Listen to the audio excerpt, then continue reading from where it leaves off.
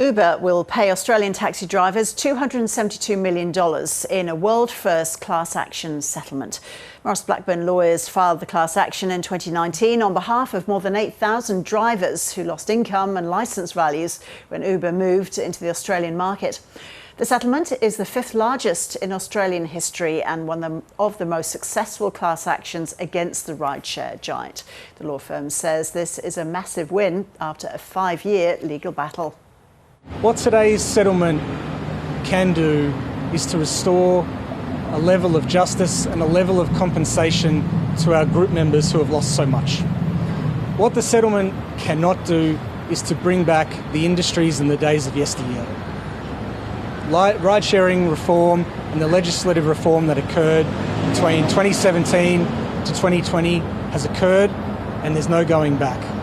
What we have sought to do with this case and today's settlement is to provide some form of redress for what Lee alleged were historical wrongs against group members. Blair Davies is CEO of the Australia Taxi Association and he joins us now. Good afternoon, Blair. How are you feeling about this result? We're very pleased. We believe that Uber did the wrong thing when they came to Australia. They could have entered the market complying with the rules. They chose not to, and this is going some way to holding them to account for that. So the action has changed over the years, hasn't it? It began as a state-based action, then became national. Can you just take us through how the whole case has evolved? That's right. So Maurice Blackburn, originally we're talking to some licence holders of taxis and hire cars in Victoria.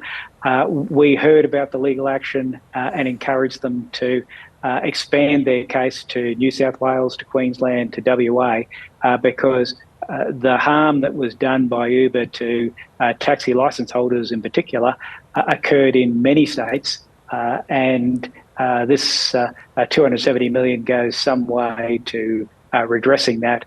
It certainly must be an indictment on Uber that they were misbehaving when they came to Australia. How many licence holders have left the industry, Blair? We've seen licence holders leave the industry because of deregulation in Victoria, New South Wales, Western Australia. There's still licence holders in places like South Australia and also Queensland, the ACT, Tasmania. But one of the troubles with this was that people owned licences, they had good businesses, and during that 2014-2016 period, those businesses came under very significant duress from a very large company operating outside the law, and people had to sell their licences and abandon their businesses simply because of the unfair tactics that were going on. So $272 million, how's that compensation going to, what difference will that make to those who've been most affected by the arrival of Uber here? I think it vindicates their position and their outrage that they expressed that Uber was operating outside the law. In terms of the financial losses that those licence holders experienced, it measures to the hundreds of thousands, and we expect that once this $272 million gets divided up amongst possibly 8,000 applicants, they'll get tens of thousands of dollars, not hundreds of thousands of dollars. It vindicates their outrage. It vindicates their position that they were wronged. It vindicates their position that state governments should have done more to enforce their rules and make sure that Uber comply with the laws. And in some ways, the money will be helpful. And how's business for the taxi industry now? Well, moving on, it's 10 years on.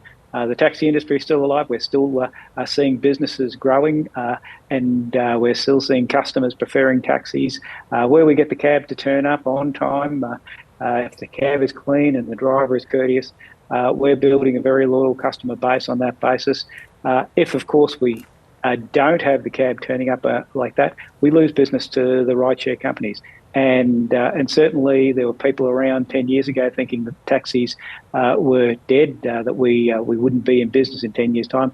We're doing well. We're competing head-to-head with Uber, Ola, Didi, very large international organisations. and we're very hopeful that there's a bright future for the industry. Blair Davies, thank you so much.